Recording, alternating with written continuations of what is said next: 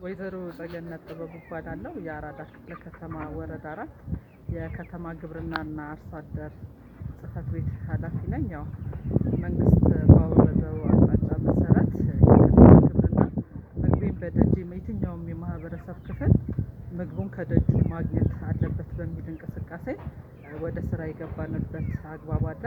እንደኛ ወረዳ በእጽዋት በጓሮ አትክልት ማህበረሰቡ 4545 የሚሆኑ የማህበረሰብ ክፍሎች በሰፊው ባላቸው ቦታ ላይ እያለሙ ምግባቸውን ከደጃቸው እንዲያገኙ አድርገናል።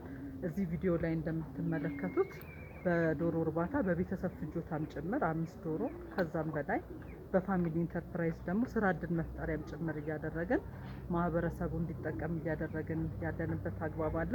አሁን ላይ በወረዳ 4 እንዳለው ስርጭት ወደ 1200 አካባቢ የሚሆኑ ነዋሪዎቻችን በዶሮ እርባታ ተጠቃሚ ሆነዋል ማለት ነው። ዶሮ እርባታ ላይ ምናልባት ከተማ ላይ በተለይ እንደ ወረዳ 4 ያሉ መሀል ከተማ ላይ ያሉ ወረዳዎች ላይ እየተለመደ አልነበረም እና አሁን ላይ ለውጥ በማምጣት በዶሮ እርባታ ሰፊ የማህበረሰብ ክፍል እንዲጠቀም አድርገናል። ሰቡም ተጠቃሚ ሆኗል ማለት ነው።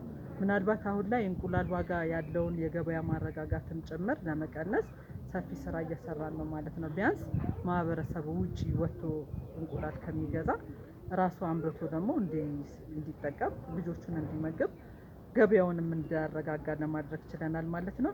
እዚህ ቪዲዮ ላይ የምትመለከቱት ግቢ አንዱ ፋሚሊ ኢንተርፕራይዛችን ነው ማለት ነው። በቤተሰብ መንግስት ድጋፍ አድርጎላቸው የጀመሩ ሰዎች ናቸው። በራሳቸው ግን አስፍተው አሁን የእንቁላል ጣይ ዶሮዎች ብቻ ሳይሆን እዚህ ቪዲዮ ላይ እንደምትመለከቱት የስጋ ምርትንም ጭምር የሚሰጡ ዶሮዎች ማርባት ጀምረዋል ማለት ነው። ንብ እርባታን በዛው ልክ ማለት ነው። ስለዚህ በሰፊው እየሰራን ነው። ተቋማት አሉን። ትምህርት ቤቶች፣ ጤና ጣቢያዎች፣ የግል ትምህርት ቤቶችን እየተጠቀምን እንገኛለን። ምናልባት እንደኛ ወረዳ የተቀናጀ ከተማ ግብርና በሰፊው ስራ ላይ እየዋልን እንገኛለን ማለት ነው። ለዚህ ማሳያ ትምህርት ቤቶችን፣ ጤና ጣቢያዎችን እየተጠቀምን ነው። ትምህርት ቤቶች፣ ጤና ጣቢያት ላይ ከብት እርባታ፣ የወተት ላም እርባታ፣ ከተማ ግብርና በጓሮ ቆስጣ፣ ሰላጣ ለማህበረሰቡ በሰፊው እንዲጠቀምበት እያደረግን እንገኛለን። ሰፊ እንቅስቃሴ ይህንን እንቅስቃሴ በተለኛ ወረዳ ላይ ያለውን ለሌሎች ወረዳዎች ራሱ ተሞክሮ የሚሆኑ ሰፊ ስራዎች እየሰራን እንገኛለን ማለት ነው። ያው ይህንን በደንብ አጠናክረን እንቀጥላለን።